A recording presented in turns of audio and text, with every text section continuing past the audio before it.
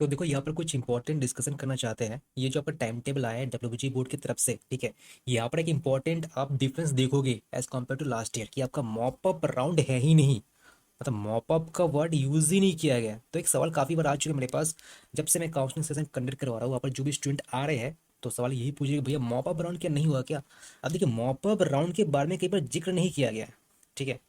अभी मॉपअप होता क्या, पहले ये बात समझो। देखो मॉपअप राउंड क्या होता है, अगर राउंड वन राउंड टू के बाद कुछ वैकेंट सीट रह जाते हैं, आपका मॉपअप राउंड होता है। तो अभी तक ये क्लियर नहीं है कि मॉपअप होगा या नहीं होगा। मैं ये नहीं कह रहा हूँ कि मॉपअप होगा, और मैं ये भी नहीं कह रहा कि मॉपअप नहीं होगा। तो मॉपअप होने के चांसेस स्टिल है, ठीक है। अब डब्ल्यूजी बोर्ड देखो क्या कर रहा है कि क्लासेस जल्दी से स्टार्ट कर रहा है। इतना डिले आज तक कभी हुआ है नहीं हिस्ट्री में। डब्ल्यूजी बोर्ड ने इतना रिजल्ट डिले से पब्लिश किया नहीं है।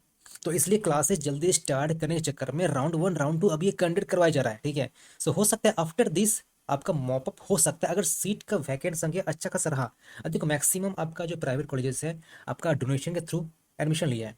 ये बात सही है, ठीक है। सो सबको एक्सेप्ट करना पड़ेगा। अब मान के चलिए अगर वैकेंट सीट रह जाते, in case suppose C S C I T ही नहीं बल्कि जो बाकी सब जो ब्रांच है स्पेशलाइजेशन या कह लीजिए ईसीई या जो कोर डिपार्टमेंट है वहाँ पर वैकेंट रह जाते हैं, तो ऑब्वियसली बात है मॉपअप होना तय है।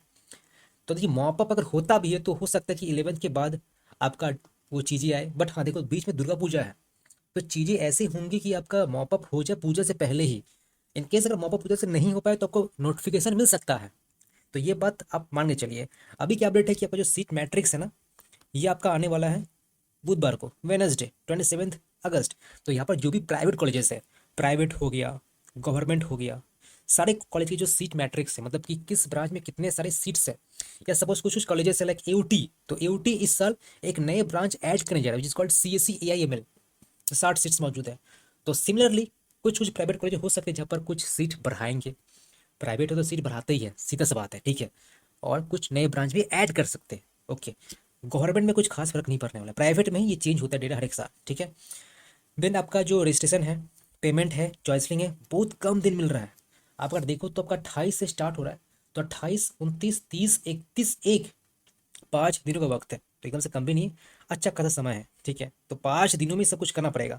अगर देखो आप ये रजिस्टर नहीं करते हो तो आप राउंड टू में पार्टिसिपेट नहीं कर पाओगे।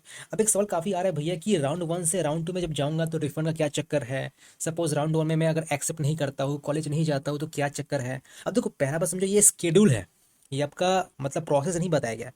तो प्रोसेस भी जल्दी पब्लिश हो जाएगा। हो सकता है मैं जब ये वीडियो बना रहा हूँ या जब पब्लिश हो चुका है, तो हो चुका है पब्लिश, ठीक है। तो मैं अपडेट कर दूंगा, आप लोग सब्सक्राइब करके अवश्य रख सकते हो। तो प्रोसेस नहीं है कि रिफंड का क्या रूल है इन केस राउंड वन से राउंड टू जाता है, या सपोज राउंड वन में सीट एक्सेप्ट नहीं करता है, या सपोज राउंड टू में सीट अपडेट नहीं होता है, तो हम लोग मान के चलते कि आपका जो पहला जो रूल्स था डब्ल्यूजी का, उसके बेस पर ही आपका इस साल भी होगा। बट हाँ मुझे लगता है कि एक डिटेल्ड पीडीएफ वो लोग पब्लिश करेंगे, बिकॉज यहाँ पर देखो ये भी नहीं मेंशन किया गया है कि आपका जेई मेंस के बारे में, कि जेई मेंस के थ्रू काउंसलिंग क्या होगा, ये सिर्फ डब्ल्यूजी थ्रू होगा, ये कुछ बताया ही नहीं गया है।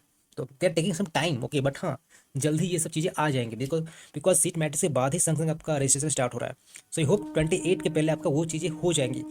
देन राउंड वन का जो अलॉटमेंट आपका 3 सितंबर को आ रहा है। देन संग संग ही आपको चाहो तो आप उसी दिन कॉलेज आ सकते हो या कुछ दिन बाद जा सकते हो। एक बात याद रखो, मैं बार बार रिपीट कर रहा हूँ, 28 अगस्त को आपका स्टार्ट हो रहा है रजिस्ट्रेशन। डिले मत करना, जैसे ही स्टार्ट होता है तुरंत रजिस्टर करना, बिकॉज आप लोग अपना रैंक कार्ड इतना जगह मतलब फैला के रखे हो ना। मेरे पास तो खुद 100 रैंक कार्ड है। तो मैं बोलता ही बच्चों को, मैं मुझे रैंकर मत भेजो या किसी और को ही मत भेजो, अगर कोई और रजिस्टर कर सकता हो बिहाफ पर, ठीक है। सो प्लीज़ जैसे ही ये पोर्टल ओपन होता है जो काउंसलिंग रजिस्ट्रेशन है, तो वैसे ही तुरंत रजिस्ट्रेशन करके रख लेना। अदरवाइज आपका डेटा किसी के पास है, डेट ऑफ बर्थ है, रोल नंबर है, तुरंत वो रजिस्टर करके रख लेगा। कोई मोबाइल नंबर को टिपी नहीं, कोई जीमेल को टिपी नहीं, ठीक है। फिर राउंड टू है और ये सब चीज़ें हैं। तो ये अपडेट है। बाकी मैं यहाँ पर कुछ इंपॉर्टेंट शेयर कर ही दिया आपका मॉपअप को लेकर के, एंड बाकी सब जो चीज़ें हैं। आई होप आपको यहाँ पर एक छोटा सा क्लैरिटी मिल चुका है। कुछ डाउट है आप लोग कमेंट कर दीजिए, मैं आपको जल्दी रिप्लाई देने का ट्राई करूँगा। आप लोग का जो सपोर्ट प्रोग्राम है वहाँ पर जुड़ सकते हो, आपके साथ एक डेडिकेटेड मतलब ग्रुप में आपके साथ डेडिकेटेड 1-to-1 मीट हो जाएगा। एंड हाँ जी, व्हाट्सएप ग्रुप मौजूद है। हम लोग काफ़ी इंपॉर्टेंट एक्यूरेट अनबायस्ड अपडेट आपको देते रहेंगे।